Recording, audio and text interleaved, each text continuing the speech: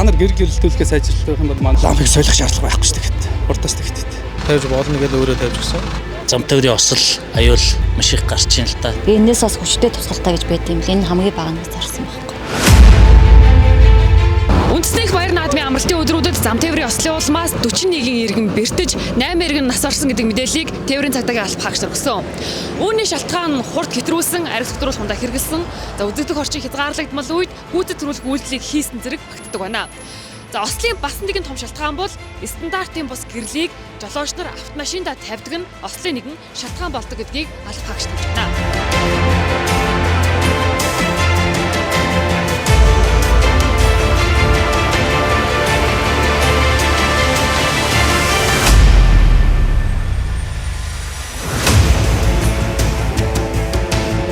Цагдаагийн алба хаагч нар автотээврийн үндэсний төвтэй хамтран улсын хэмжээнд өдөр бүр гэрэл гэрэлтүүлгийн хяналт шалгалтыг хийж байна.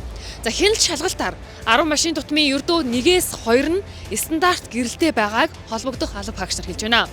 За иргэдийн хувьд худалдаагчийн зөвлөсөн гэрэлтүүлгийг тавьсан мэдэхгүй мэдээлэл байхгүй гэдэг тайлбарыг өгч байгаа юм аа. Тэгэхээр энэ зөрчлийн тухай хуулиар 21-ээр торгодог юм байна. Манай стандарт бол одоо MNS 4598 2025 гэсэн автотээврийн хэрэгсэл тавигдах техникийн хяналт гэсэн тийм стандарт гэдэг байхгүй. Тэрэн дээр 5.8.1 дээр тээврийн хэрэгслийн гэрэл гэрэлтүүлэг гэдэг. Одоо тэр гэрэл гэрэлтүүлгийн одоо стандартын донд одоо энэ тээврийн хэрэгсэл маань одоо стандарт бус лампын сольж тавиад байгаа байхгүй. Үйлдвэрээс тавьсан гэрэл гэрэлтүүлгийг өөр лампаар сольж тавиад. Машин үйлдвэрлэгч улс нь өөрсдөө юм галгон гэрэл байна тий. Ийм байх хэрэгтэй гэнгүүт тэр улс чинь өөрсдөө гэрэл гэрэлтүүлэг нь сайн учраас тэр чинь ингээд лампас сольж тавьдаг шүү дээ. Манад бол тийм байдаг. Жолооч нар тийм юм тайлбар. Та нар гэрэл гэрэлтүүлэхээс ажиллах юм бол манай бид нар одоо энэ лампыг солих шаардлага байхгүй шүү дээ. Урдаас тэгт. Энийг нөгөө нэг хамгийн бага юутай осромын гэрэлгээс зарсан байхгүй юу? Хамгийн бага тусгалтай цагаан осромын гэрэлгээс зарсан. Энээс бас хүчтэй тусгалтай гэж байт юм л энэ хамгийн бага нэг зарсан байхгүй. Тэр газраас л авсан шүү дээ. Юуны газраас. Би л өөрөө л мэдэхгүй шүү дээ өөрөө л талаар сайн. Гэрэлтүүлэг нь жоохон муу байна гэсэн. Тэгээд захтар очин солиодод энэ гэдгийг тавьсан дээ. Танд стандарт гэж хэлсэн үү? Зарж ирсэн үү? Тэгсэн. Тавьж болно гэдэг өөрөө тавьж гисэн. Саяхан л хүнээс нь авсан. Энэ 5 сарын үед авсан. Тэрнээс бол ер нь бол нэг яахгүй байхгүй. Анзаардгүй. Тэгээ явсан хол дээрээ шилжихгүй болохоор л аминда. Явсан холын гэрлийн янзлуулъя гэж бодож яваадсан байхгүй.